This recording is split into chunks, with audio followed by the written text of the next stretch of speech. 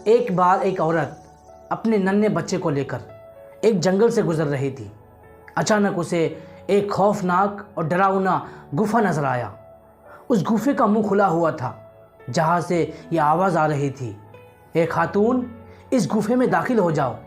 इस गुफे में बहुत सारा खजाना छुपा हुआ है, बहुत सारे हीरे और जवाहिरात है, लेकिन हाँ, एक शर्त है।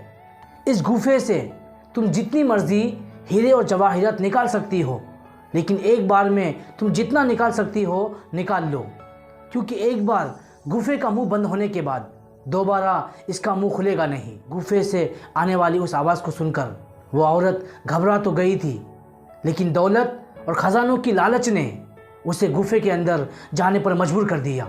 वो औरत गुफे में पहुंचकर हैरान हो गई। हीरे और जवाहिरात को देखकर उसकी आंखें चकाचौंध हो गई। उस औरत ने वक्त बर्बाद किए बगैर अपने बच्चे को साइड में रखा और हीरे और जवाहिरात की एक बड़ी सी गठरी तैयार कर ली। फिर आओ देखा ना ताओ, गठरी सर पर लाद कर गुफे से बाहर निकल गई। उस औरत का गुफे से बाहर निकलना था, गुफे का मुंह बंद हो गया।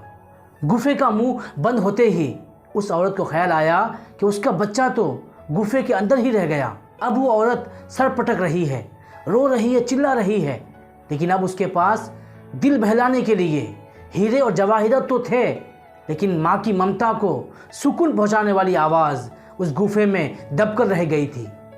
दोस्तों, हमारी ज़िंदगी जंगल के उसी खौफनाक गुफे की तरह है।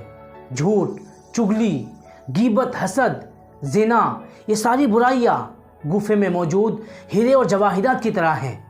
हमारी मौत गुफे के दरवाजे की तरह है, जो एक बार बंद होने के बाद दोबारा खुलने वाला नहीं।